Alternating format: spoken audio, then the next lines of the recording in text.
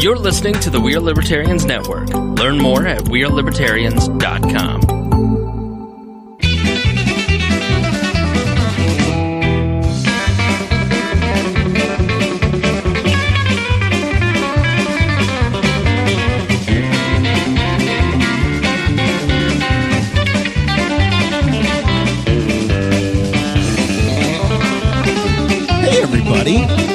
This is episode number 114 of East Central Indiana's favorite podcast, the Boss Hog of Liberty.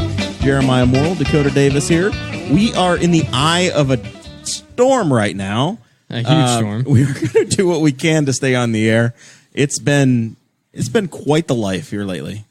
Yes, very much. Today's episode features Steven Vitatoe, or Vitatoe, depending on which part of Indiana you hail from. North or south Speaking of 40. of hail, if you hear a bunch of ruckus in the background, it's because there is a hailstorm outside right now in the usually sunny Newcastle, Indiana. We are also joined by, of course, Intern Mason Rottinghaus. Absolutely. We're going to be talking to Steven about everything that he's done in his life, including being the welding teacher at the Newcastle Career Center. We're going to talk a little bit about the Newcastle Career Center in general and what vocational schools are doing all across the United States. And then we're going to talk about how Steven is just a habitual volunteer in the community and some extreme sports talk at the very end. So make sure you stick around to the end. I'm still tagging stuff over here. Yeah. I think the storm has passed. We've got the radar pulled up, and I think you guys can go back to watching The Bachelor, and you can kill the Bachelorette. What's the show nowadays? What are the girls watching? The Bachelorette. We have a very full audience over here in the other corner. And all of the wives just told us they're watching The Bachelorette. Mm-hmm. This is it's going to be a good show, Steven. Don't let the weather get you down, man. If I unexpectedly walk out, it's because because hail went through your windshield. It's been fun. Mm-hmm. So we are recording as a podcast because we are a podcast. That's pretty cool. But we are also back on the internet as a live feed again in glorious high definition. That's right. We've removed the Mevo and we've disposed of it. It's gone.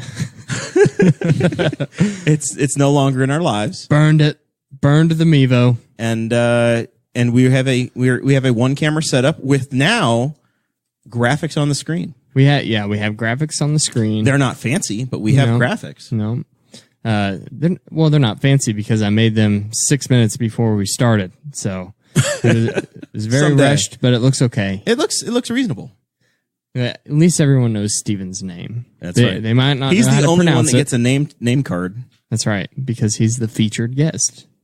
There are perks that come with being I'm a host. featured. Nobody knows my name. But you're not the featured host. You're live on air. It says so right there. All right, that's enough of that junk. We got to thank some people, I suppose. We do. Yeah, of course. We want to thank everybody that joins our Patreon page and helps support the show. If it wasn't for you folks, then we wouldn't have this beautiful studio to help shield us from all of the hail that's going on outside right now. And we want to especially thank all of the people on Patreon that donate at $50 or more a month, which would be Christopher Bilbrey, Brantley Spicer, Christy Avery, Jonathan Phillips, and Craig DaCosta.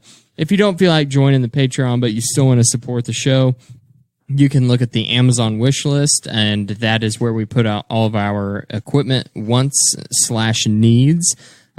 We also have a T-Chip store so that you can buy some Boss Hog of Liberty merchandise. And then we have a GoFundMe page set up as well to help pay for more camera equipment so that it can get better. And we want to add 2 more cameras just like the ones we have now and make producer Chris Guffey do even more work. We're probably going to have to get some longer cables. We're online now, but inconveniently, the laptop that's supposed to be sitting next to producer Chris is all the way on the other side of the room. That's true. Which is less than helpful. Yes. Well, maybe we can get some techie person in here and set up a KVM, and they can remote into it, and it would work that way. That's right. We need to figure out. But it's also in the way. It's also in the way of the beer fridge, which is very problematic. Mm-hmm. It is. But these are all our problems, not the listeners' problems. The important thing is we're on the air. Finally. I had an exclamation point by "We need new camera equipment," but now we've kind of got it figured out. Whenever I wrote the show notes, I thought that this was going to be another audio only episode. But hey, we're live on Facebook right now. It's a miracle. All right, let's talk about Steven a little bit. I have Steven Vitatoe, the tradesman. Before we get into that, I will say that we just did a really neat half an hour on the Patreon side. We did do and that. If you join it, you can listen now and get the full Indy 500 summary explaining why Mason wants to go back and Guffey will never, ever, ever venture back onto the grounds there. So, patreon.com/Boss Hog of Liberty. All right, so Steven, you're a welder by trade. I am. I've heard. Sometimes I try. How'd you get into welding? The Career Center, actually. I took the class that I'm teaching now. The exact same place. Mike Anderson was my instructor. I went through literally the program I'm taking. So Mike was your teacher. And you figured, hey, if I can pass, I can teach it. Exactly. That's exactly what I was like. I could definitely show people how to do this. So when did you start teaching at the Newcastle Career Center? It's been 4 years now. 4 years. So what did you do prior to teaching there? Were you a full-time welder? I was. I worked first started at a company called Major Tool Machine on the east side of Indy. Built some really cool things. One of the most noticeable ones was a space shuttle that actually went up into space. Oh, wow. It was unmanned, but we built the main fuselage for the Ares X1 prototype, which was really cool. That's really cool. Yeah. And then I worked at CNR Racing for a year in their prototype division, worked on some really cool stuff I can't talk about there. CNR, did they do radiators? They do mostly radiators, but then they have this little corner in the back of their shop that does government work. They do secret things. Yeah, and they do secret cool things. I'll tell you what, my racing knowledge, Mason, is off the charts. It's very good. To know a radiator company, I feel like I deserve a cookie or I another can beer tell or you something. maybe what company makes a car. If I see it drive by slowly. Chevrolet. What kind of car do you drive? I drive a Ford Focus. Yes. Yeah. It's a real good racing, gas mileage. Real racing machine. Absolutely. How many horsepower is in that baby? Not much. Like a whole 100? You're pushing it. It's a pretty current car, though. It's a 2013. It has the Bluetooth. It does. You're all right. Best feature. Doing pretty good for a guy that had in his bank account what we heard last week. Yeah, have you joined Patreon yet, by the way? I'm actually in the process right now. Are you really? I am. I'm trying to make it $1, though. Because I don't know if I can afford $5. What's Stone do? Are you over Stone? Stone is at $137. You got to pass Stone. It won't even. $1.38. I'll do $1.50. All right. But I can't change it. It keeps going back to $5. Well, keep efforting. I'm trying. We'll let you know. We'll keep checking in throughout the show. This is like a David Letterman trick now. I also took building trades whenever I was in high school. My teacher was Trevor Stout in building trades. And since I've been out of building trades and I've been in the construction industry after high school, there have been a few different teachers in the building trades program. And I've been asked if I would be interested in that job twice.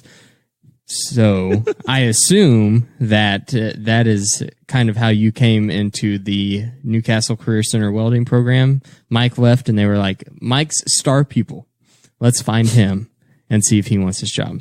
So it's actually kind of an odd story where Mike knew that he was coming towards the end of his career while I was there. And we used to sit down with Mr. Hobbs and he would ask us all, what are your plans? And most people don't know this, but way back when I wanted to be a kindergarten teacher. So welding was just kind of something I did because my buddies were doing it. And I fully planned on going to college to play baseball to be a kindergarten teacher. And I got hurt. So instead of going to college, I started welding. And then years later, I got a call.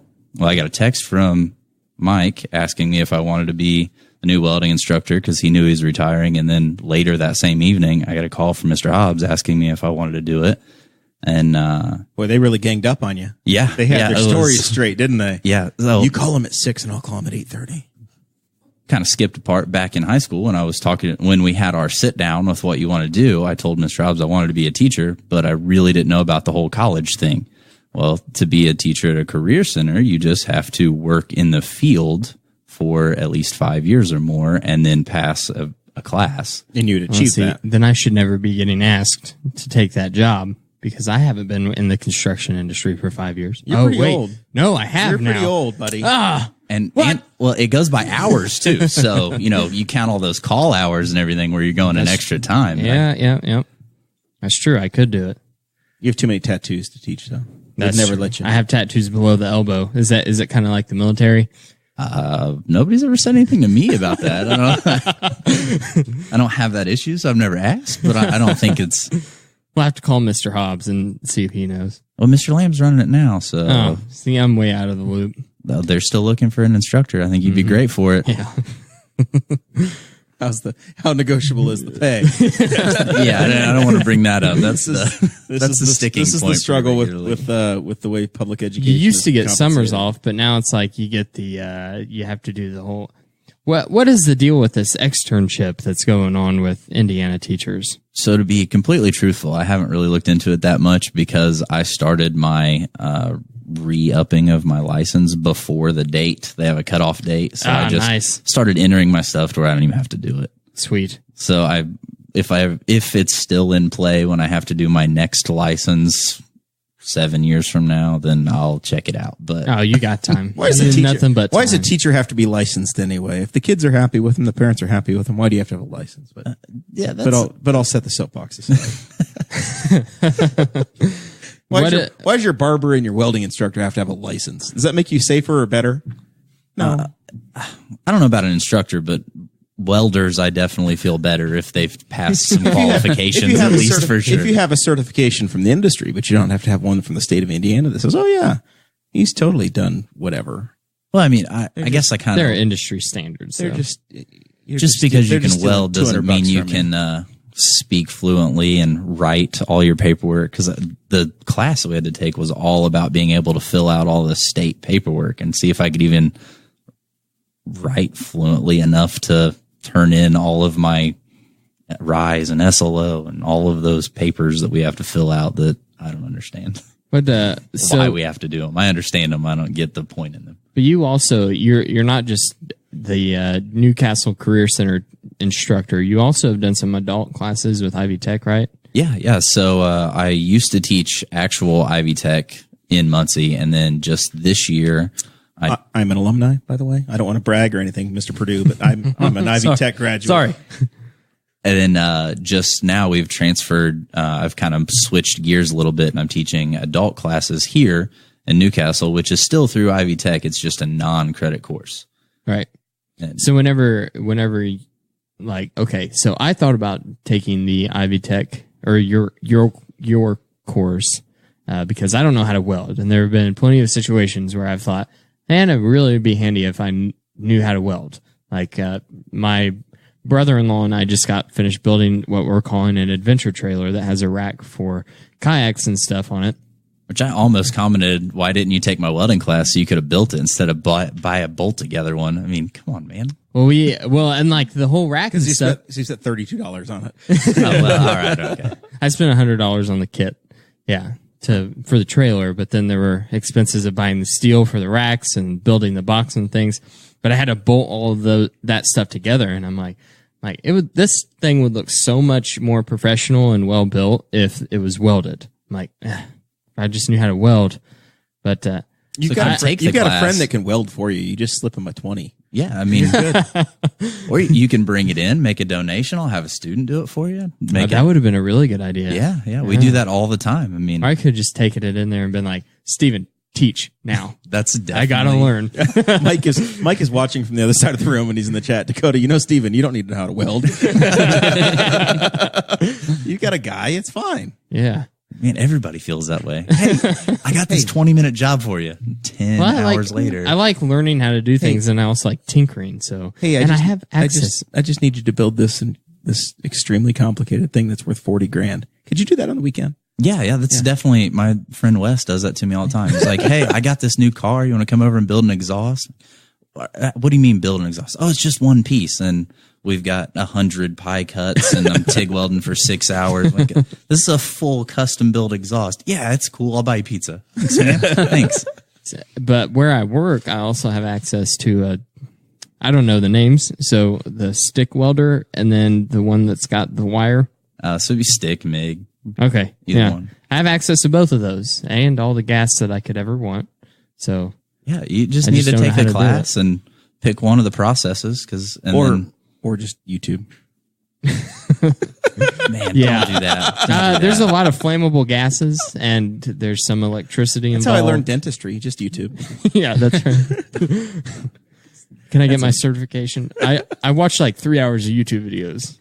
Yeah, you can definitely get a lot of really bad advice. Don't, like, normally I would joke about it, but there's so many people on there giving advice that would get you killed. Building the trailer, I looked it up. I left a 1-star review. He killed 3 guys with that. I looked up the trailer on YouTube and the building process before I committed to driving all the way to Muncie and buying it. And I'm like, how difficult is this going to be? And there's a video that popped up of a probably 18 or 19-year-old kid that might have been from around this area. I don't know if he was, but he seemed like it. And he's like, He was very relatable. I'm pretty sure I went to high school with 3 of them. And he's like, this build on this trailer took me 10 hours to do. I tell you, it is a difficult build, but it's a sturdy machine for the price. And I'm like, 10 hours. My God. You spent more than that. No. And you had a not friend. putting the frame together. It took me and Josh from 6 o'clock to 9 o'clock. I Well, didn't that's 6 man understand. hours. Yeah, that's true. But 10 hours for one guy, it cracked me up. It really made me laugh. Just talking about YouTube videos and the bad advice, because I almost backed out of this trailer that took us 3 hours to build because of some redneck on the internet. South of 40. Hagerstown area, probably. All right. Or that'd be north of 40 there. So you work at the Newcastle Career Center. Yeah. It's more than just welding. What kind of programs are available there? Oh, man. This kind of dovetails in. One of the reasons I want to have you on is we just had 3 weeks ago, we did a show on student loans and college debt, and everybody going to a liberal arts school or, studying something less than profitable and ending up with $150,000 in debt. Too much. Whatever the number's going to be. And, the other path that you have is in high school, you can start to go through a career center program. So not that you're going to speak for the entire school or every program, but just to give the flavor of some of the alternates of the options that are there. So the first thing I want to bring up is that we're, to my knowledge, my welding program is the only early college welding program in the state, which what that means is that my kids actually graduate from Ivy Tech through my program. So Ivy Tech offers 2 levels of welding specific degree courses. So you start with a certificate, then you get a technical certificate, and then you would transfer over into your associate's degree. My course, you can go, my high school students can get all the way up to their technical certificate, which is 34 credit hours in my class. So that's over a year of college. Over a year of college. In high school. In high school. At no charge. $0. All they have to do is have good enough attendance and have a high enough GPA or test into the actual Ivy Tech part. But correct me if I'm wrong, but there's 18 different programs at the Career Center, right? Right. So there's we have 18 different programs, and we service. I'm gonna make sure I look at my notes. 8 different schools. Yeah. 8 different high school corporations. Yeah. So you're talking Knightstown, Hagerstown, Cowan, whatever. It's Blue River, Eastern, Hagerstown, Knightstown, Newcastle, Shenandoah, Tri, and Union. So that's why I took notes, so I make sure I got all this stuff down right. But correct me if I'm wrong here, but every single one of those classes offers college credit hours? Yeah, every single class is a dual credit. So I think the lowest one we have is 4. I could be wrong on that, but the lowest one we have is 4.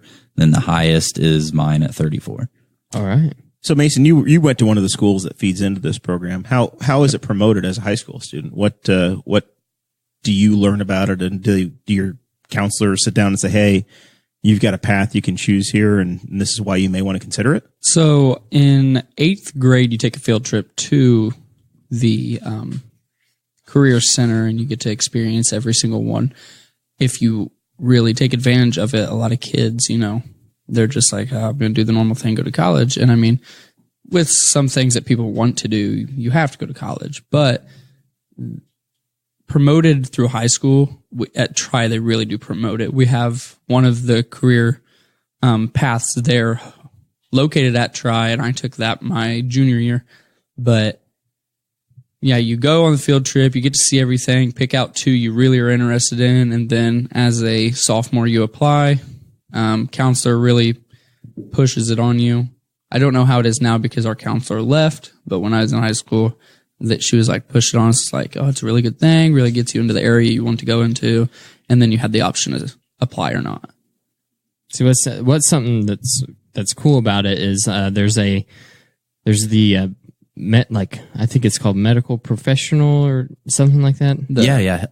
We kind of there's 3 different ones. We call them health occupations. Yeah, health occupations. Whole. Yeah, and my wife, 4 now. She went through the physical therapy one because she wanted to be a physical therapist at that time, and then her senior year of high school, after doing the physical therapy side of the health occupation vocational class, she's like, "This isn't for me. I don't want to do this job."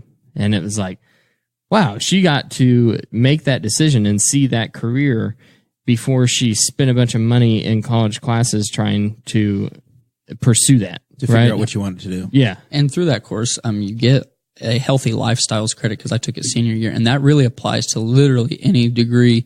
Like everybody has to take some type of class that's not related to their degree, and usually that healthy lifestyles degree covers it, so you don't have to take it in college. So is the Career Center something that's new, or has this been around for generations?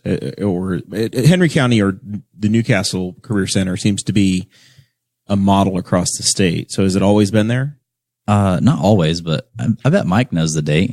When was it? When did it open? It was there in the 70s. Mike Broyles is saying from the back row that it opened. It was around in the 70s. So yeah, this is not new technology necessarily. It's not a new idea, at least for sure. Yeah, we're always changing the technology and changing the goal, but it's definitely not a new idea of helping kids figure out what they want to do at an early age, or figure out what they don't want to do. Mm-hmm. I mean, it's terrible to see a kid get out of high school, and it happens a lot in welding because you go into it and you don't realize truly how hot it is or how sparks landing on you feels or anything, and you invest all this money and go through school, and then you get a job and you realize, man, I hate this. I don't want to be doing this all day, every day for the rest of my life. Yeah, and then what? Now you're 21, 22, you're invested. What do you do now? You already have college debt. How do you go back from that? This gives you the exposure before, and it's a no risk exposure to it, and you go, oh, yeah, maybe this isn't for me. I need to be a pharmacist.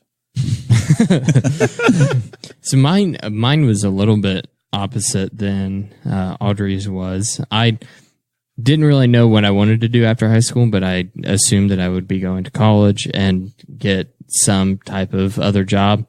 And we did the field trip to the Career Center, and I went through the building trades house that they were building because they took those students that were interested in building trades to that house that the trades were building.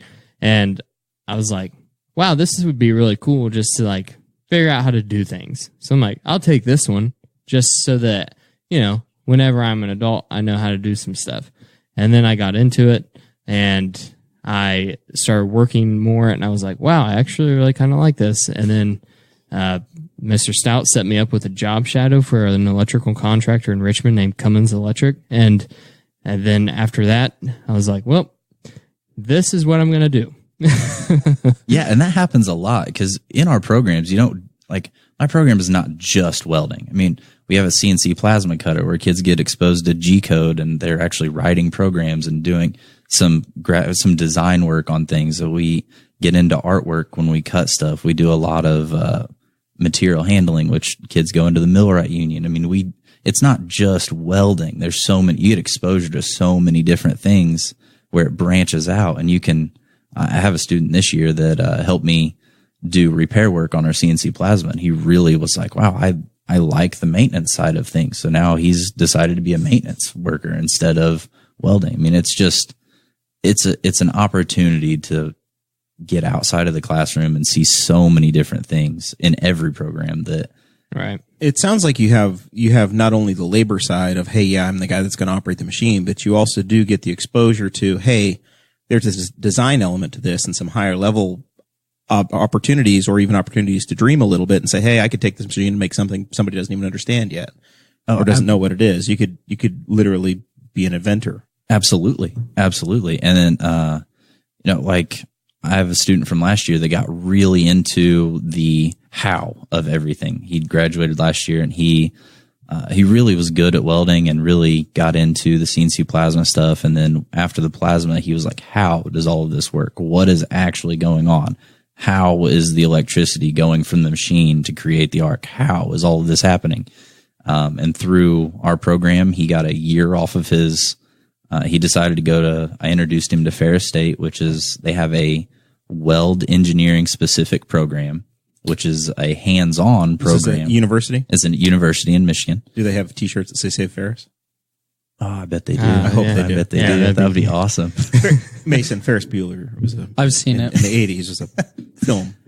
But through this kid had no intentions of going to college whatsoever. Came into my program, got introduced to some new ideas, some new things, got interested in them, started studying them, and then decided to go to a very good college and is a straight A student.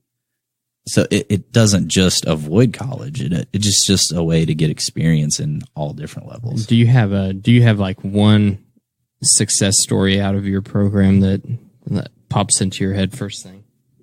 So I don't have a specific success story, but I have a story that's happened multiple times. And what that is I get a student that their counselors or teachers or someone influential in their life has told them they can't. Yeah. That, are you sure you want to take this? It's an early college program. I don't know if you'll be able to get through it. Your math skills aren't good enough. You can't. And then I get that kid in and they spend 3 hours a day with me where I can really work with them one-on-one and understand why they don't understand the math or the geometry, or get there, instead of an arbitrary English assignment, put them in a welding English where we're reading technical documents to relate to something they care about. And then all of a sudden this kid goes from a D student to a B student. And then a kid that it's a practical application and they care. Yeah. Instead of some abstract, I don't want to read about somebody that's been dead for 400 years. Absolutely. Yeah. And then, multiple kids have walked across a stage at Ivy Tech that their teachers thought they weren't going to graduate high school. And that to me is taking a kid who's been told can't and then show them they can, and then get them through a tough program and watch them walk across the stage and their parents are all happy. That's happened multiple times. That's a big win for me. And I think for everyone involved. Yeah, that's awesome. So on top of the six-figure really cool salary, you get the emotional reward. Yeah. We're counting decimal points to like the fifth, right? So, and then you've been able to promote the program and create a lot of awareness through some public art projects. Yeah. So it kind of just all fell into place where the skate park started to happen through, Patty reached out to me and said, we're getting a skate park. And I started going. Patty Broyles of the City Parks Board. Yeah. So of the City Parks Board, she's the president, right? Yeah. And she's reached out to me, said, hey, we're getting a skate park and really want you to get involved, because I was involved with trying to get one. Because you were one of those hoodlums riding bikes in the woods and stuff. Yeah. One of those people just tearing everything up. You were probably involved in trying to get a skate park whenever I was also skateboarding and wanting a skate park in Newcastle. And there was all the talk about trying to get one. Yeah. Actually, me and a couple really close friends, the Pointer Brothers at Pointer Brothers Pro Shop, started to, we tried to get one. I think I was in 7th grade when we first really started pushing for it. And there's been multiple waves of it. At this point, I'm just going to say, if I can talk you into teaching me how to skateboard, we'll get to visit your wife later in the evening at the OR. Oh, I will definitely teach you how to skateboard. Yeah, we'll do all right. Anyway. I've already broken my left arm and my right arm. What's a second break? It'll be great. Yeah. Roller skating didn't work out. Yeah, I've fractured a wrist before. Not a big deal. It's fine. You can do it. Bubble wrap. Just wrap me in bubble wrap. Let's go. We'll just go faster. It's perfect. It helps. It's just like riding a bike. You just go faster. I figure if I get low and roll, it'll be fine. Yeah, it's all good. If I'm wearing a helmet, I'll hit my head and not try to stop the fall, and it'll be perfect.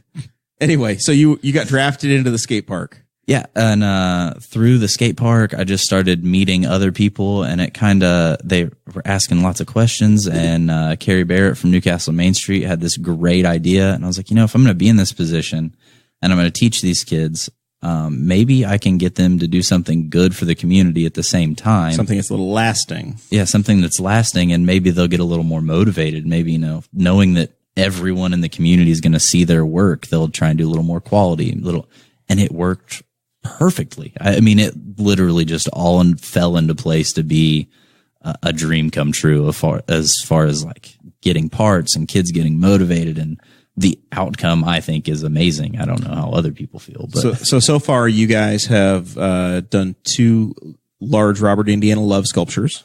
yeah. So they're one's placed in Murphy Park, and one is it Murphy Park? Yeah, Murphy Park. And the other is placed in the Arts Park. Mm-hmm. There in Murphy Park, there's also is an 1880 something 1822, which is the year Henry County was founded, I assume. Incorporated. Mm-hmm. Oh well, it's a corporation. This corporation's got to be ended, man. I don't know. And then there's a bunch of benches around town as well. Yeah. So there's actually 2. My favorite. You left out my favorite sculpture. All right. In Murphy Park, there's a large, just 3/8 steel plate that spells out art. It's an abstract art that spells out art, and Your design? no, it is a Robert Indiana design. But the way that the concrete is laid out on a sunny day at the right time, the art actually the shadow of the art goes down onto the concrete, and you can see it in both places. I've yet to get a picture of it, but it is by far my favorite that we've done. And then, Do we need to get a drone? Do you want a drone to take a picture? definitely, I just got to figure out what We've- time we've it got a actually guy. happens. You got a guy? There's a guy that watches this. Is watching probably right now. If not, he'll be listening on his run tomorrow. Maybe I can we can weld a connect little you. bit for him, and Maybe. we can do some trade work there. Yeah. Because I definitely can't pay him, but He does things for favors all the time. yeah. And then we've got the benches that we've built. There's 4 benches downtown, 2 homes and 2 loves, and then there's a secret 5th bench that basically only this group knows about right now. Really? That is soon to be up for auction. So we auction. Dun dun dun. Yeah, we built a bench that says Hope for the Miracle League for them to auction off to start their funding of a new field or fields. So that will be Where's our landlord at? This would look really good outside of the studio. I think so. For some streetscape. And it is blue. Ah. Jared There we go, Bertram good with the says gold. the drone guy sounds really creepy. It's Jared's brother. Oh my gosh. All right. So we got a blue Hope bench available. Yeah, the Miracle League, let me make sure I get these dates here right. So they're going to do a kickoff event June 1st. And That's like tomorrow or Yeah. the day after Day tomorrow. after. yeah. If not the one following it. Well, it depends upon when we release this, Mason. You're putting pressure on me now. Tomorrow is like 2 days from now if I added it tomorrow. Killing me. Sorry. When you're spoken to, you can speak. Yes, master. But they are going to take bids. They're going to start taking bids. The kickoff is June 1st. Guffey's in for $5. I'm in for $5. 10. They're going to take their last bids on July 27th. And So then we are currently at 15. 15. We are the highest bidders right now. Hey, that's It's cumulative. You did 5 and the plus 10. You're taking his 10. You're adding your 5. Yeah, it's the Boss Hog of Liberty bench. Oh hell! Oh, I'll throw in okay. 100. Yeah, so we're at 115. we're at 115 already. That's Yeah. perfect. Yeah. Better let Cindy Brooks know. She said she was going to listen tonight. So All right. Well, she needs right. to know that the Cindy, the floor is $115. Yep, that the Boss Hog of Liberty's in for 115. She's watching. She's already excited. She's cheering. All right. there we go. And I got to say, thanks to HighFlex. HighFlex company out of Knightstown donated the material to have that built. So without them, it would have been a high cost bench. They donated the material, and then one of my students' parents, I don't know if they want to be mentioned or not, paid for the powder coating. So there's $0 in the bench. It was all built out of donations. That way it could be completely donatable. Everything. That's really cool. All proceeds will All go proceeds. to the Miracle League. Very cool. Yeah, that was another thing I wanted to talk about with the Career Center is that you guys all do a lot of stuff for the community and different charities around here. Like the vast majority, I'm going to say, because if I say all, then I might be wrong. But the vast majority of the Career Center programs have done at least something to help give back to a charity or a member of the community in some sort of way. And it's really neat. It's a really neat thing that you guys are doing. Every chance I get, I brag on the Career Center because I think it's one of the most amazing assets for education in the county. Oh, I completely agree. I'm 100% devoted to the Career Center stuff. If I wasn't, I would have stayed welding. I made a lot more money welding. This is where I fully believe in this whole idea of training kids in Career Centers, because not only is it great for the kids, it's great for the community, and it really builds everything around it. And it has left a big impact on the community. Oh, yeah. You and I have something in common. When you got engaged, it was the day you guys installed Yes. the sculpture. I was so mad at you for this. And that's that's where you got engaged to your lovely bride. Yes. You cheated a little on the date, but it sounds like it's still legal. Yeah. You've been married much longer than you ever told us. Yeah, actually, so we got legally married over a year before we had our wedding ceremony. Because you got married in June, just before I did. Yeah. We were talking about it. You never let the secret go that you were already married. Yeah, it was. That was very, very secret. Were you wearing a ring or anything? I was actually. A few people noticed because I started wearing the ring right away, and a few people noticed so we actually went on vacation a week or so after we legally got married, and a few people noticed in the pictures, and that was about it. Everybody else kind of just ignored it, and then we had a ceremony. And then you had a ceremony last June. Yeah, last June 2nd. So December of 17, the years run together on me, Dakota. December of 17, Sarah and I got engaged in the same spot. So, and then we got married in July. So a month after you, but really that was a blatant lie, and you got like a whole other year of you've been married longer than Dakota. So do you guys celebrate 2 anniversaries here? Do you have to buy 2 gifts every year? No, we actually haven't picked yet. We just kind of wing it and go whatever happens. So one day you're going to come home and she's going to go, You forgot my anniversary. You forgot our anniversary. I thought we were celebrating the other day. See, she doesn't know this, but that's exactly the plan. I have a window.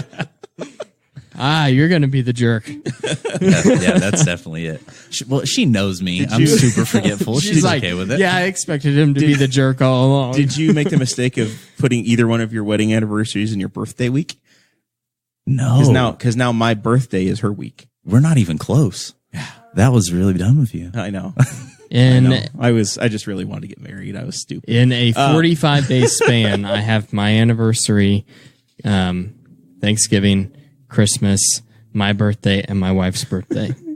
All of the holidays at one time. Wow. Yeah, I don't even get a month break in between them. It's just bam, bam, bam, bam. Didn't really think about that. You could be really cheap. We celebrate one time in this house. That's it. Yes. You could do just one full weekend. You'd be like, all right, we're putting it all together. We just go to Chicago. Yep. Yeah. That's how. And then we rent a place with no walls, and everybody's uncomfortable. It's true. The walls weren't completed. You can hear about that in a previous episode. Yeah. Oh my gosh. All right. So we got a question from Vicky Defoe. She wants to know if the Henry County homeschoolers can take advantage of the Career Center. Well, do you accept any homeschool kids? Do not know the answer to that. Talk to admissions. That's the answer to that. Yeah. Just check at the front desk. Yeah. Call the Career Center and ask. They'll be in tomorrow, I think around 9:30. Recruiting people for next year. Yeah. Yeah, and I was curious, and that thought kind of crossed my mind.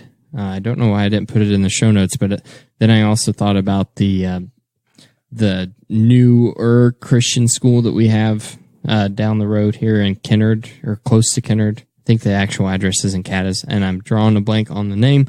If my producer was paying any attention, he would already have it pulled up. Heartland Christian? Sorry. Yeah. I found out my neighbor who lives in front of me house flooded, so I'm trying to figure out if my house is flooding. Do you need us to go sandbag for you, buddy? What's your home address? You'll never know that. Somewhere in Ward 3 in Newcastle. But anyway, I wondered if they would accept students from some of the private schools around here and homeschoolers But we will save that for whenever we have the people from Newcastle Career Center admissions office on the show. Yeah, Chris Lamb. I can get Chris him Lamb. in here. Chris Lamb. Yeah. Well, I could get that guy. Yeah, We'll you gotta get get him in here and get him in the hot seat. Here's the secret to the podcast. Nobody says no. No one says no to coming on and being a guest. That's a lie. Except for Greg Pence. Greg Pence said no. We have a lot of trouble with Greg's. Mayor Greg York also said no. Something about the Gregs. And then, We've had some people refuse to come on a second time. yeah, a couple people refused a second time. Mitch Daniels did say no. Yeah, but it was a nice FU. But it was a nice, yeah, Yeah, Miss Daniels said politely. said no, but we'll reach out to him as We're gonna the get him. official host Okay. I'm pretty good with the letterhead and everything. I'm Letterhead, I'm what? pretty good at being, Oh, yeah. at being aggressive. Yeah. It's not above me to show up in Lafayette or West Lafayette. In a black van with a ski mask. Okay. Nobody meant that, Dakota. That's not. That's simply not true. Okay. So we are once again, as we're recording, the storm has passed, but I'm getting all these pictures that it looks like there's snow outside right now. We may have to send Mason out with a snow shovel to clean off everybody's cars Why is and it clear me? a path. You're the intern here. Did you get? Do you have an update on your joining? Did you get in the club? Are you in? Did it work? He's looking at his email. I am officially This is a podcast where you have to talk. Mason Rottinghaus. Yes. Thank you for your pledge of $1.50 per month to Boss Hog of Liberty. You made a mistake of signing up today because it's going to take the money out like in 2 days. I've got enough in there, I think. It takes the money immediately now. Oh, no, does it it? doesn't. Yes. It says no charge has been placed yet. Yet. It It's says going the to- first of the month. Oh wait, did I not change the settings? You better go click. Yes. on There not. are different settings. Don't change it now. I thought that I had That's I had maybe it changed. if I picked one of your Patreon levels. Settings. Maybe it I picked is. my own. But So- I'm glad you got it figured out. Welcome to the club, Steven, Mason. now that you're a noted celebrity and everybody knows your name and you're this big guy at the school and you sign autographs down at Bill's Diner, or what's left of it, honorary member of the Blue River Coast Guard, you get asked to do a lot of stuff, I'd imagine, right? You get hey, can you volunteer for this? Can Yeah. you do this program? And you just can't say no. You're associated with an awful lot of stuff, skate park and more. If I think it's good, I'll try and figure out how to do it. I mean, that's just one of the, if I can figure out a way that it'll benefit a student or the county or the city, we'll try and figure out how to do it. Unfortunately, it gets me in trouble sometimes and I way overbook myself like we did this year. I got 3 jobs that I just didn't get done and I feel really bad about it, but, they'll get done. I mean, our summer's only 2 months long, so they'll get done in August, but it's one of those things where, I have a really tough time saying no to good things. And there's a lot of really good things going on right now. So there's a lot to say yes to. So in your personal life, you're also doing an awful lot. There's a lot of whispering and pointing going on between Dakota and Mason. I don't know what's happening. It was whispering because hopefully you wouldn't point it out and it wouldn't interrupt the show. No, it's better this way. So you spend a lot of time in the outdoors and enjoying some of the cultural aspects of the community. Your family's very active. Absolutely. Your daughter is on the way to the Olympics, apparently. Something for sure. You were at the IU Natatorium like last weekend or the weekend before. Yeah. It's been, you guys are on the rocket ship to somewhere. Yeah. She got to swim for Team Indiana 2 weeks ago at one of 12 girls in her age group to swim for Indiana in a dual meet against Illinois. And she's just been training really hard, doing really well at that. So Did she slay the girls from Champaign? no, unfortunately, Illinois was fast.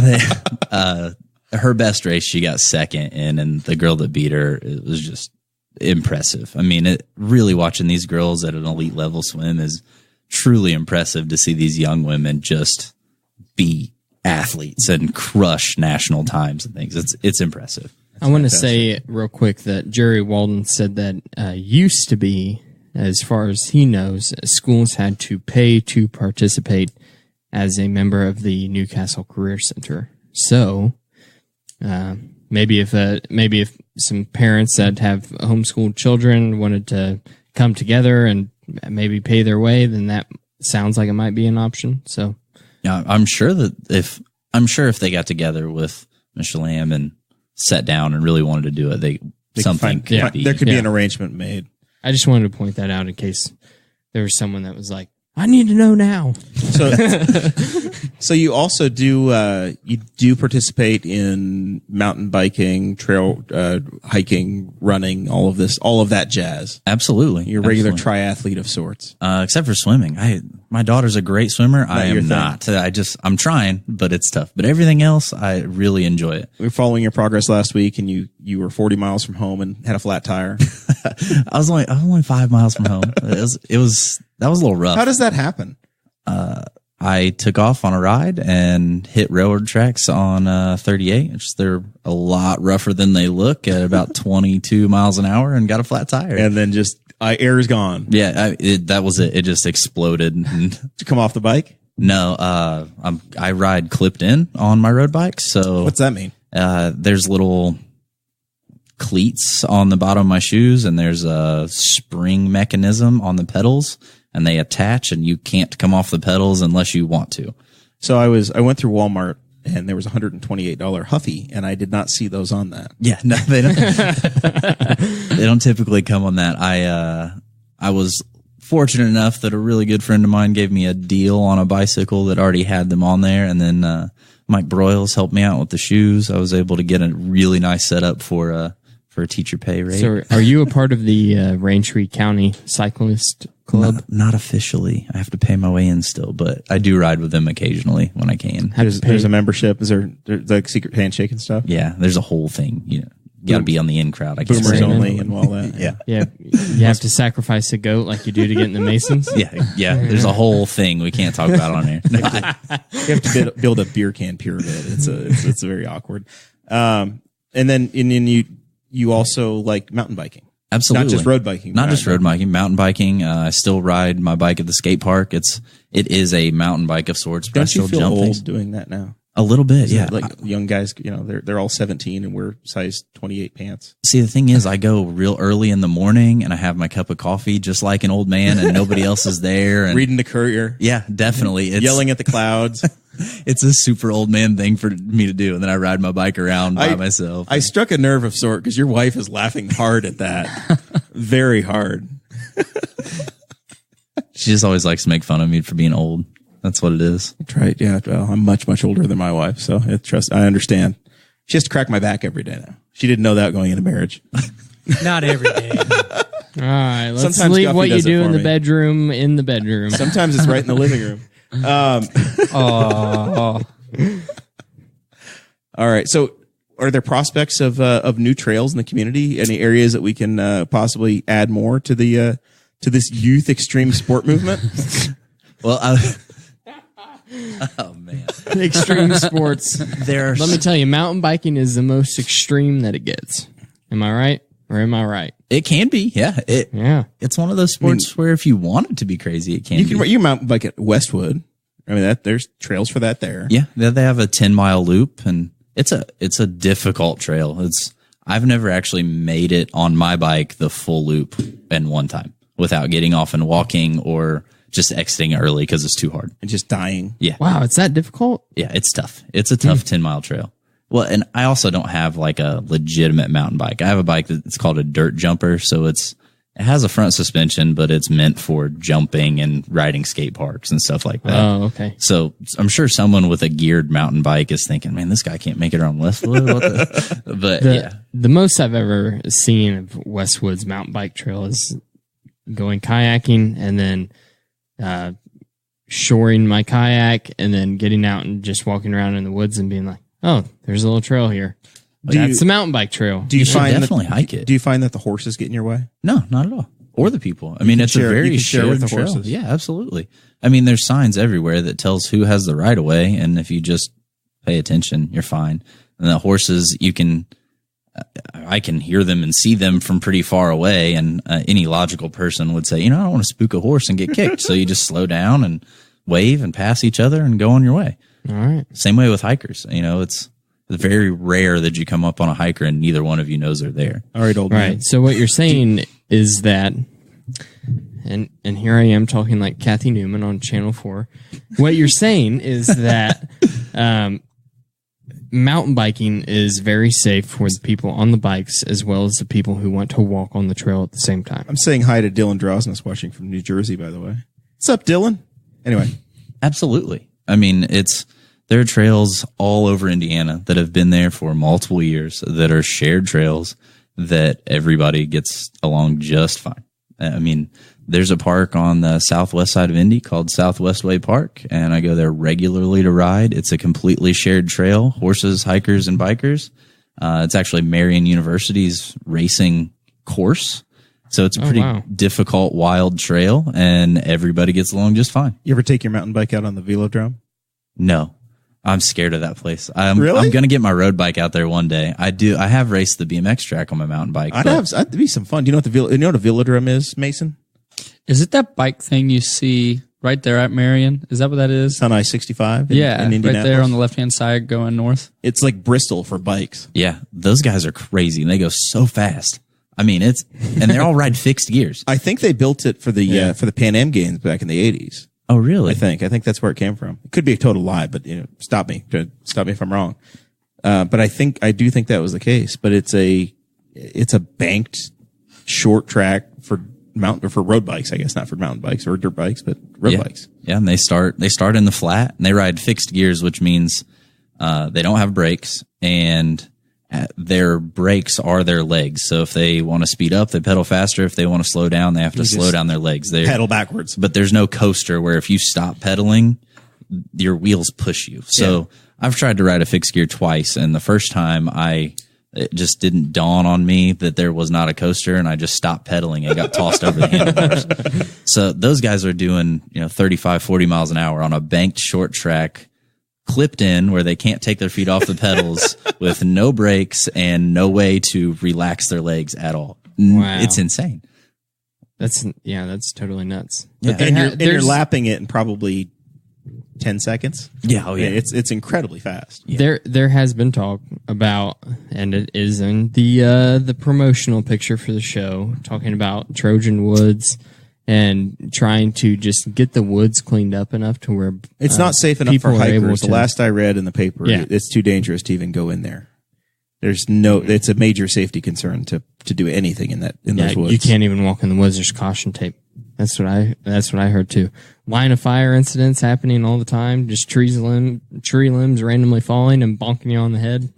So it's like you're in an old 90s cartoon. It is actually really bad in there. I think the mayor finally cleared it to be safe to go in, but it's not a healthy woods. So a lot of the trees in there are dead and leaning and have already fallen or broken and just waiting for a strong storm like tonight to knock something down. I guarantee I go in there tomorrow and there's 10, 15 large pieces of tree or trees that have fallen down. And that was really where it came from for me, as trying to get something going on in Trojan Woods, and the other people that wanted to do it, was that I don't really need another place to mountain bike, but I think that the community could use something, and I wanted to save that patch of woods because it's not actually a nature preserve, and it never will be because of the way that a nature preserve has to be laid out. It has to be able to go back to its natural state. Well, the water that's down there is actually gray water, so it doesn't qualify to be protected, and it's at least been up for sale once, and I'm told twice by previous mayors.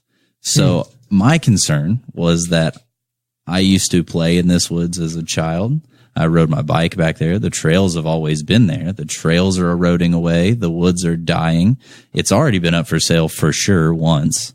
Why don't we use it for something? Use it for something positive. And what happens is if somebody participates and has a reason to take care of it or use it and take pride in it, maybe it will get some attention and not just decay. Yeah, use it or lose it, right? I mean, it's either going to die on its own, or we can use it properly and bring in experts and save it, or wait till someone needs money for a road and sell it off to Starbucks or whatever the high school kids are into at that time. It's just one of those things that if we don't use it, we're going to lose it. And whether it's for bikes or hiking or, I don't know, just I don't really care what it's used for. My idea was biking because there's money out there for trails. So I knew that we could get some grants and get some things going. And obviously I enjoy biking, but I'd like to see young people get outside more. And we have this really bad problem of saying young people need to get out, but not here. Like, stop playing Xbox, but don't gather in the park. Yeah. You're making us upset. Your music's too loud in the playground area. Like, I don't understand. So we kind of have to figure out what we're doing there. And I thought the woods was a great spot for that. And I don't think I know a lot of people agreed with me, but then a lot of people really disagreed too. So, Right.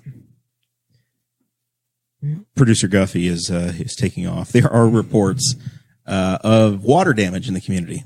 Serious. We had a hell of a storm, and there are some residences that may be experiencing some flooding. So he's going to go check in his part of the town. It was a hell of a storm. There are pictures all over the place. I am legitimately somewhat concerned about hail damage for some of the cars around here. And it doesn't look like in our downtown location we were as bad as some of the other spots were. All right, so mountain biking, not swimming. You do the running? I do the running. You do My daughter hiking? makes me. Yeah, we do hiking. We're actually getting ready to go to Hawaii to backpack. So that's going to be, we're taking on, I can't pronounce it. Some Hawaiian mountain. Craig DeCosta will What know. island are you going to? We're going to the Big Island first. Okay. Be there for a while. Whenever we went on our honeymoon, we went to Maui and we did a little bit of hiking on the road to Hana, which was really cool. It sounds really cool. Do you make plans to go from one island to the next? You're just going to be in the one, or can you just you can't buy a bus ticket to the next island? No, you have to fly. Yeah, you got to fly or steal a John boat or something. So we're going to spend the first week on the Big Island and then fly over to Kauai, right? Are we on Oahu? See, that's why she's here, because I can't even remember anything. You're just gonna go where you're told. Yeah, that's right. You have 2 anniversaries to remember. God forbid you have to know what island you're going to be on. Hawaii is legitimately the most beautiful place on this earth. Yeah. That I have been to. Jerry Walden is reporting quarter-size hail on the north side. Yeah, it's going to be fun. So is mountain climbing in your future? I don't know about actual climbing. So when I lived in Indy, I rock climbed at the indoors. Yeah, I did that a lot as a kid. I loved it. I had a friend that worked at Climb Time Indy. I think that's the 3rd Galleons reference I've had this year already. I'm very proud of that. Very proud. You're proud of that. I'm very proud of that. Yeah. old abandoned stores for $500, Alex. Isn't Galleons just rebranded and still running for like the Dick's. 5th time? Yeah. No, it's Dick's Sporting Goods. Oh, I thought Dick's was a new company and Galleons was Dick's bought Galleons. Oh. Yeah. The more you know. Yeah. Anyway. I guess I don't know. It's been discussed on this show. Gander Mountain is the one that closes and opens up all the time. Yeah. Okay. Yeah. Gander Mountain, but Galleons had the climbing walls. Yeah. Yeah. Anywho, Gander Mountain I think is Camping World now. Now they're owned by the Camping World people. Speaking of extreme sports and rock wall climbing, all right, you have any plans to climb Everest? No. Well, I'd love to eventually, but there's no way I'll ever have enough money. You're on that teacher salary. Yeah, I would have to take. The only one of us, this is going to be the honest truth, the only one of us at this table that's ever going to have a chance to climb Everest is Mason. Yep. Dr. Mason. You heard it here. Once he's 65 years old, has his Purdue student loans paid off, and is a retired pharmacist. You can make it your last trip like all the other extreme. Yeah, there's a line right now. So we were talking amongst ourselves. Climbing Everest seems to be a bucket list item for the super wealthy. Bucket lust works. Bucket lust, yes. It's a bucket lust thing for people like Gary Johnson. Millionaires who do like to do the outdoorsy thing. But then they go to Nepal and they have time. They have the 2 months to take off work to go acclimate. Or they've just been off work. Or they're just retired. I just figured out how Steven can do it. Summer. Yeah. You can take during your summer vacation. Minor embezzlement. You can just go over to Nepal and be a part-time Sherpa. So, that'd be the only way to do it. They'd pay me to go up there and watch them die. Yeah. So here's the problem, though, is it's a tiny, tiny, tiny little window of time to actually climb Mount Everest. And it's right now. and they've already been there for a couple of months. Yeah. And that's what happens is they have these little tiny windows of time that they can go, and everybody's in camp at the same time. And then there was a picture that came out in social media in the last week or so, from one of the guys on the mountain saying, "Hey, we're backed up." And it was literally the entire ridge of the mountain had mountain climbers trying to get to the summit, and trash and tents and dead people. Bodies that have never been brought down. Yeah. I think one of the landmarks is like a Boots guy where it's actually a frozen dude with his feet up in the air. Yeah. See, I heard that, it's like every 5 years they do a thing where they take the bodies down off of Everest. Oh, really? But there are a couple of them that have become like landmark dead people. So they just leave them there. The window of time to climb Mount Everest, most expeditions schedule their attempt. It's an attempt because it's not a guarantee. Their attempt between May 10th and May 23rd. And less than half get there. Most commercial expeditions have an end date around the 20th. It's just crazy to me that you have this ultra urgency. You spend all year getting ready for it, and you've got like a week and a half to get it done. And then you get these storms that come in and out. So then you have just a couple of hours to go to get there. And then everybody dies. The first people that got up to Everest was in like 1953, right? Something like that. The first couple people. Sir Edmund Hillary was the first guy to climb Everest. And see, Sir Ed, as I like to call him. Fast Eddie. Fast Eddie. What a man, right? Yeah, absolutely. Like, just, I'm going to do this. Yeah. You know what? This looks like the highest mountain on Earth. So he's like, I'm going to climb it. I'm going to be the guy that goes up to the highest place that a human can get to on their feet. 29,028 feet. That is just insanity. And what year did he do this? 1953. So could you imagine the equipment in 53? I mean, there wasn't North Face then.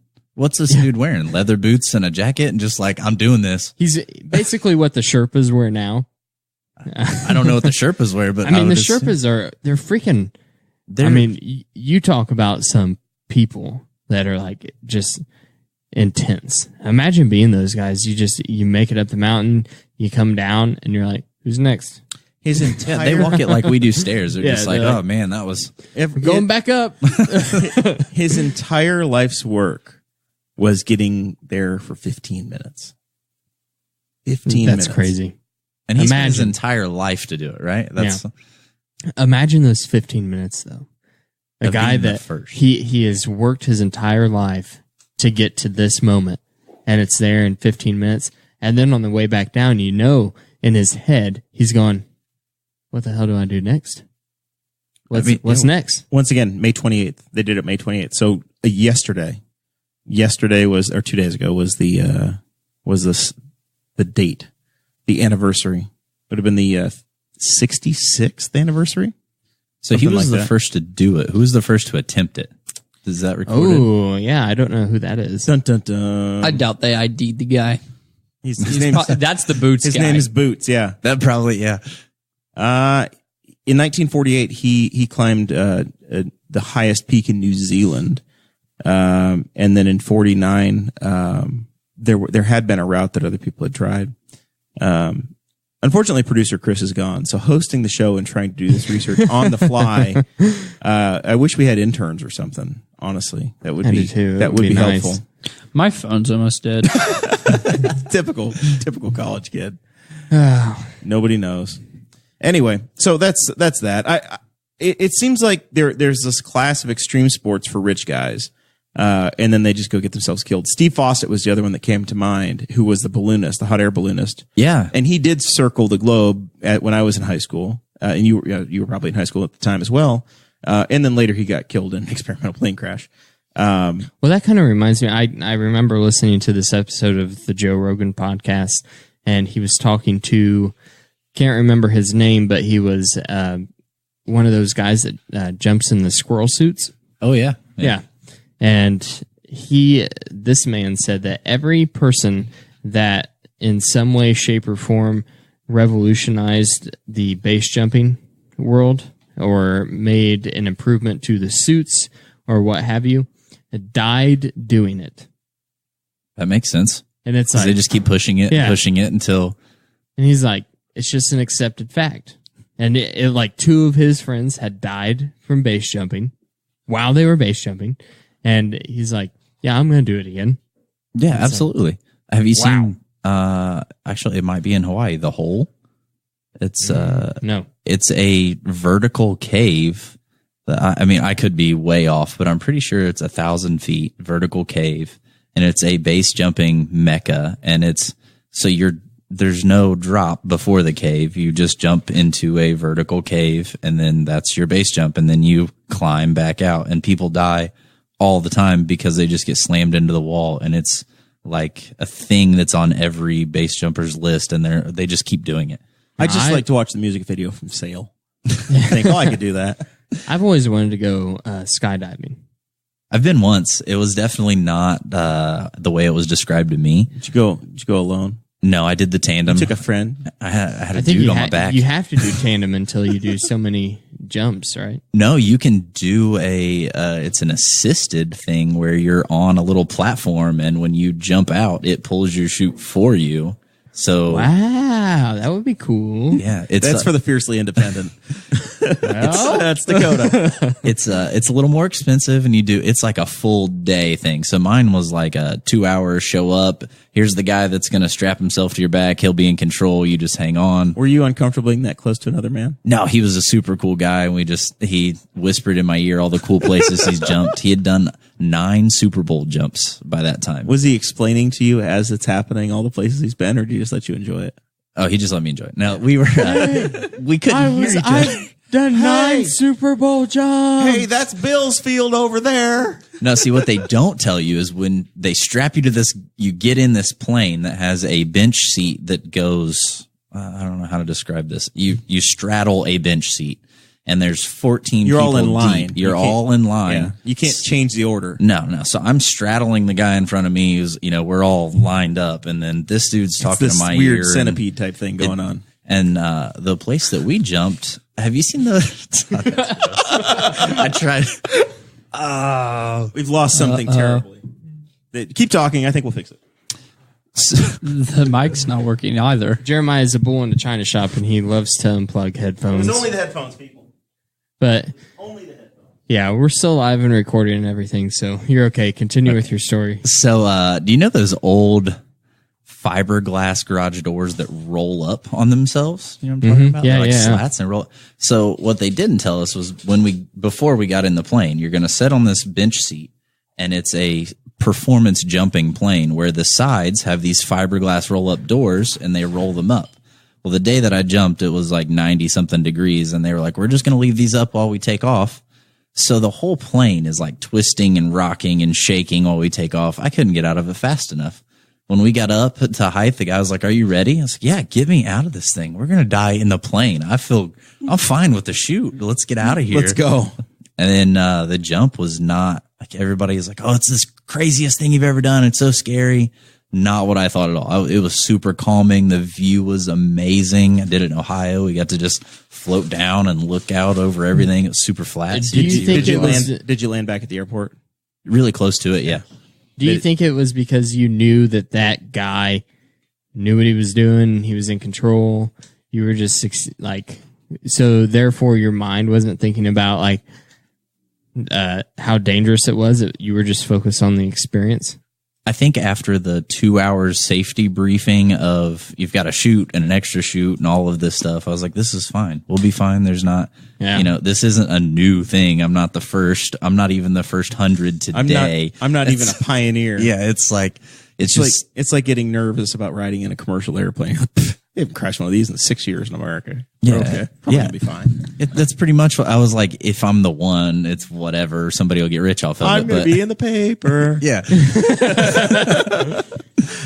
I've always wanted to hang glide too. And then I saw that video of that dude that didn't get strapped That had to in. hold on in Norway. Man, I saw that too. And then he finished his vacation anyway. I still think it'd be really cool though. Yeah, definitely. I still want to do it. I've been up in like the 2-seater planes and the crop spraying planes, and it's so cool. Like being like, I don't know. There's just something about that experience that's just so neat. And I'm like, hang gliding is pretty much just the step further. I think crop duster pilot's the most dangerous thing we've talked about.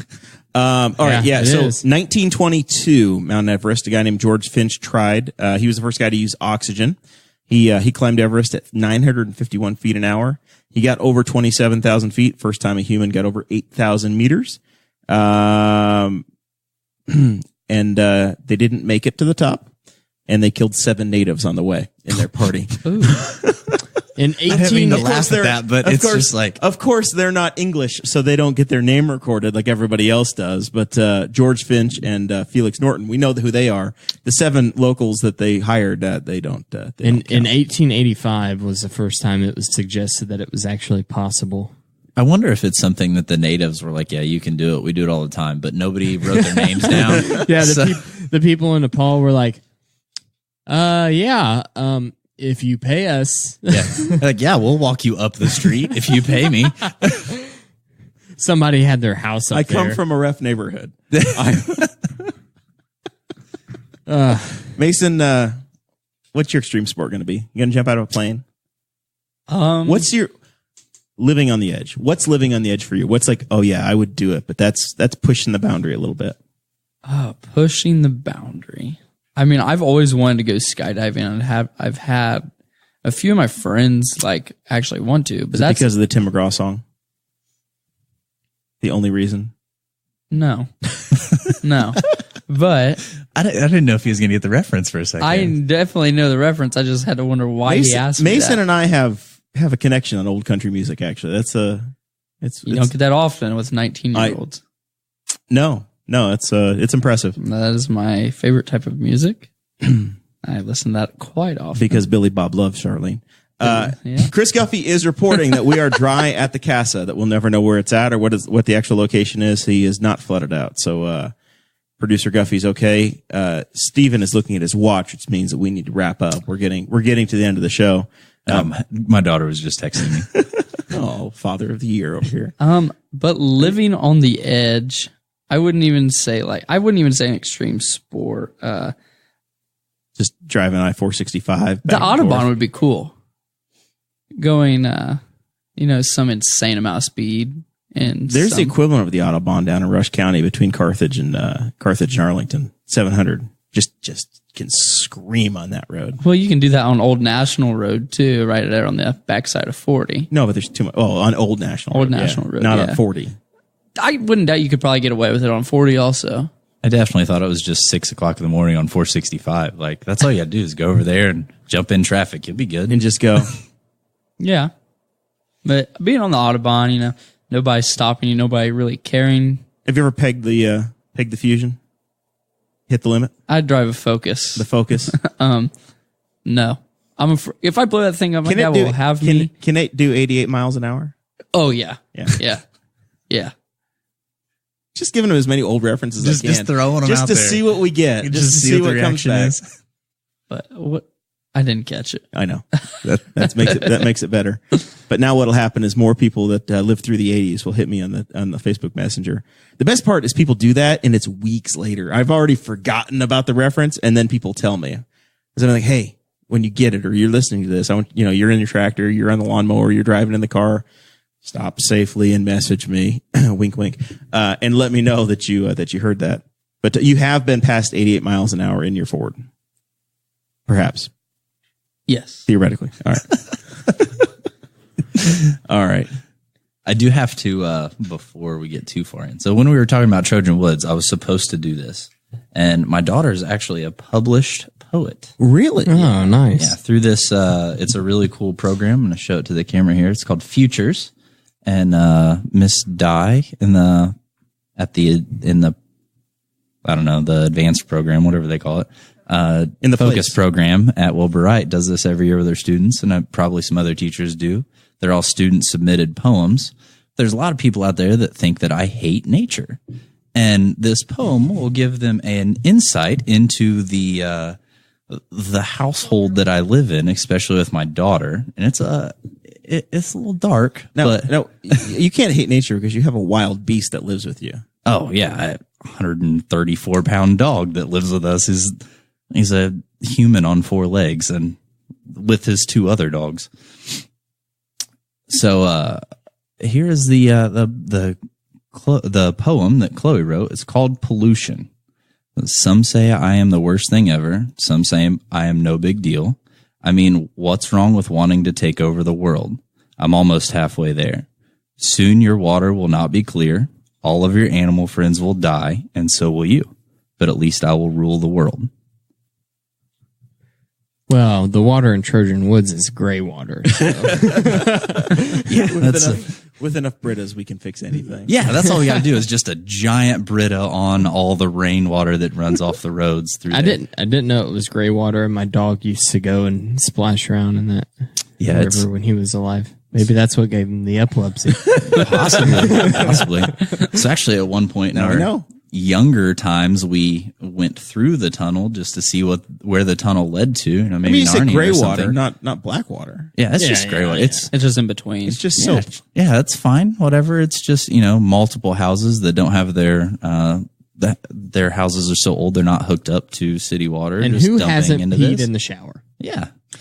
As George Costanza said, it's all pipes, everybody. They're all just pipes. But that little tunnel there that is dirty water, we know for sure that it makes it all the way over to 25th Street. Oh, so you went draining. Yeah, we did. We walked all the way through there and stuck our heads up, and where it got too small to continue was 25th Street past Chrysler. So draining is fun. It is illegal. And definitely not a thing to do on a day like today. No, yes, and you have to do it when there's a drought. Yeah, it was, I think, middle of July, 1st of August, and it hadn't rained in 4 or 5 weeks when we did it, and it's a lot like climbing Everest. There's a very small window in August that you can probably get away with it, but the city does not sell permits. One time, I don't know what the statute of limitations is on draining and its legalities, but at one time, they are shitposting you hard in the chat right now. I just want you to know. I at one time found a tent in one of the drains in Muncie, Indiana. So someone had been living in one of the storm drains. Oh, that does not surprise me at all. It was abandoned and it had been wet, but I did see a tent, unless it got washed down in there through a storm drain somehow. But I doubt that happened. All right. Well, that's my extreme sport. We're going to try to keep this slightly tidy. and work our way over to final thoughts. Guffey's gone. Mason, have you got anything for us? 2 weeks ago, final thoughts. I just want to give you an update. The Columbus Vanguards did win their last game 37-0. This is the women's football, professional football that plays at Knightstown. At Knightstown. Did Guffey go with you? I didn't even go. I just know they won. But what is this? I'm sorry. You're gonna have to listen to the show. Oh, okay. I'll go. Episode 1. Sorry, I've been too busy running my programs and trying to build a welding curriculum. Trying to TIG weld young minds. No, Knightstown is the home of a professional women's football team. And we just got word there's going to be a semi-professional men's league at Knightstown High School. You gonna join? No. I mean, why not? Is Lee Spurgeon gonna kick for him? I don't know where they're from. Well, I just know they're using Knightstown. Well, it's a local thing. No, they're not local. Well, they're playing here local. I They got to guess. have a token. I'm not paying to play. I'm sorry. Is it pay to play or is it? Yeah, it's like adult travel. It's like being associated with the Clintons. Next thing you know, you find yourself at 25th Street in the wrong month, and you had a tragic boating accident. All right. So is that all you got? That's it. Well, they do. How's the internship going? Here at the Boss Hog of Liberty? Yeah. I think it's going pretty swell. Is it helping you? It's definitely going on my resume. I don't know what that will pull, but it's going on there. Are you picking up any chicks? You using it for your romantic life? Well, I wasn't informed, but I think today, since you called me a co-host, I probably could. I mean, you were kind of desperate on the Twitter today. I don't know who you were talking to, but you were reaching. And I will put myself on blast here. I tweeted last night that what's your Twitter handle? How do they twit you? at rot, ROTT 4402. You really do embrace It's that way name of too yours. complicated. But I tweeted, how does one obtain the interest of a female? Asking for a friend, ... maybe. And Jeremiah, well, first of all, my sister said, have you tried offering them acorns? And she's just odd. But Jeremiah said, they really like podcast hosts. And I said, I'm an intern. And then he replies, says, shows at 7, dinner 6:40. Don't be late. But tonight, since I'm a co-host, I'll probably bring a chick next week. Just going to happen. Maybe. I want to let you know that I've never seen somebody reply and like things on social media faster than Jeremiah. It depends. Do you have all of us like? Do you get a notification? I anytime tweeted him people post last week, and it took him at least 7 hours to retweet. Well, Whoa, Jeremiah, you are slipping. He did not even like my tweet. He just replied. I tweeted. His name was in my tweet, and he just replied.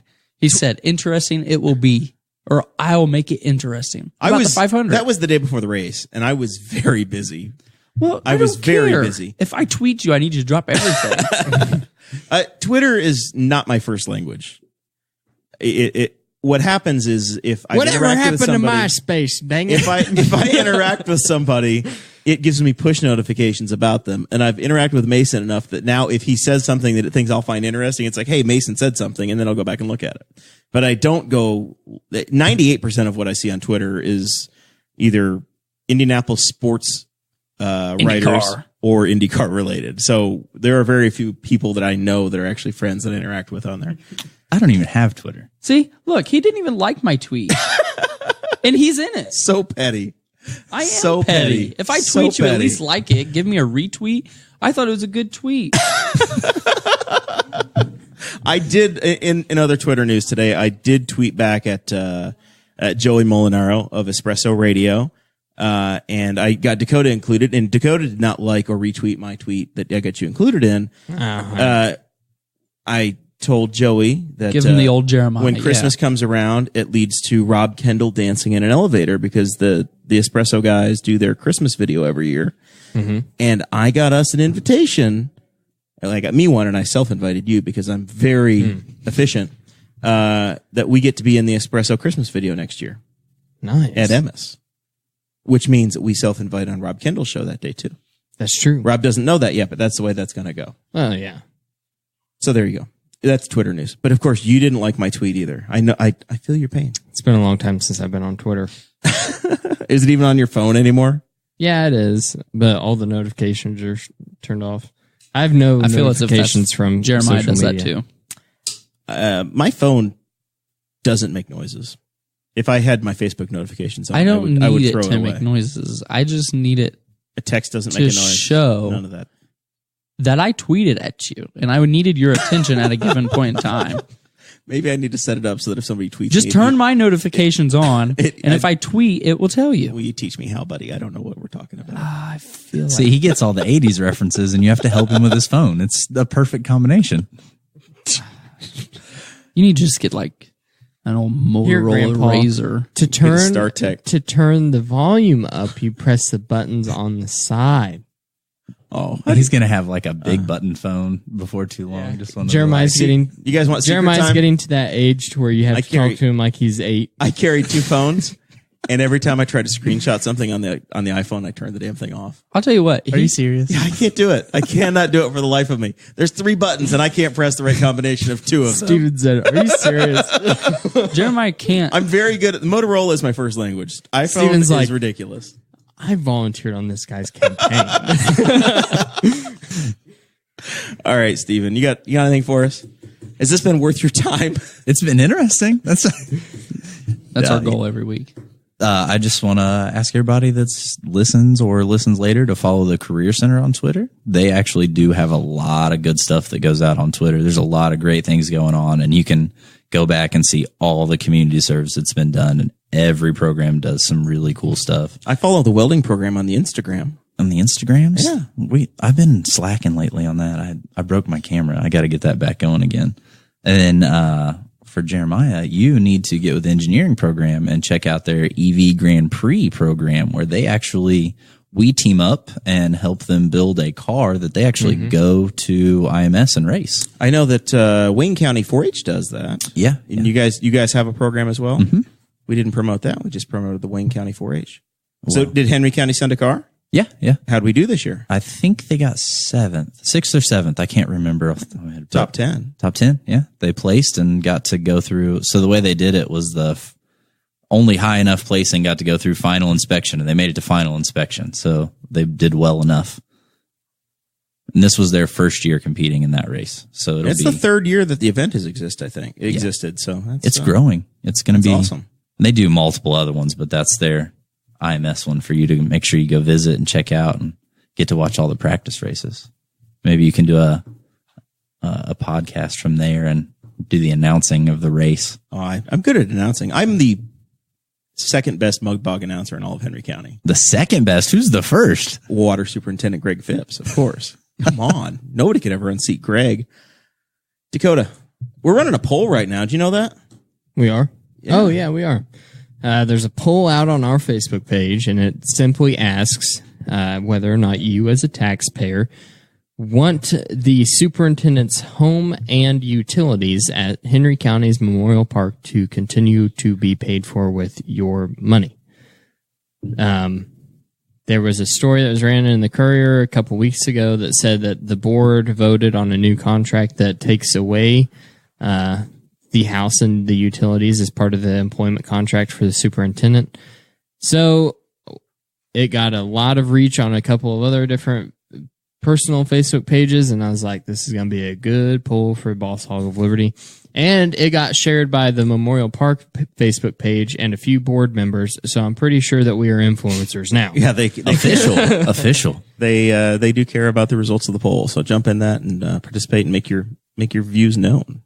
That's right. All right. Final thoughts from you? I have a Reason magazine. The Reason magazine. It's been a long time since I brought them up on the show, but the new magazine issue came yesterday, and the cover of it is Kamala Harris is a cop who wants to be president. I read the article today. She's a prosecutor, was a prosecutor in California. Yeah. San Francisco County. She says that she's pro-weed, but she locked up a lot of people for weed possession. She did a joke about smoking it on the radio, so it's all is forgiven, right? Yeah, she said that she smoked it while she was in college, and she listened to Snoop Dogg. However, Snoop Dogg wasn't putting out albums whenever she was in college. Dun, dun, dun. Already? Yeah. Wow. But anyway, this is a really good article. We talked about her on our 2020 Democrat primary candidates episode, and I think that this provides a lot more insight to her and her campaign than what we did on this show. And I want to encourage everybody to go to Reason's website and read it. That's my final thoughts. That's it. All right. Well, this has been fun. I'm excited that we're back. We have the camera. It's working. We're functional. Yes. And I'm very thankful for the support of the people here. I will note that I'm coasting right now from the Indy 500 tan. I look better than any of you. My skin tones. I'm very proud. Look at my forehead though, dude. Take your hat off. Yeah. Yeah. I mean, it is. That's because I wear my 24-inch brimmed hat whenever I'm mowing, so I don't get the same tan that my arms do. I feel good about it. So we had a lot of fun. Race was great. I had the winner. I had Simon Pagano. I will claim the victory here. I'm glad we didn't bet money. In the draw we had morning of the race, I also won that one as well. So I had Pagano twice. Feel very good about it. Anyway, we got a show next week, Thursday. We don't know what we're talking about. We don't know who the guest is. We don't know if there will be a guest, but we'll be here. Could just be us. All right. Playing around. And now you're going to get like 5 seconds of awkwardness because we have no producer.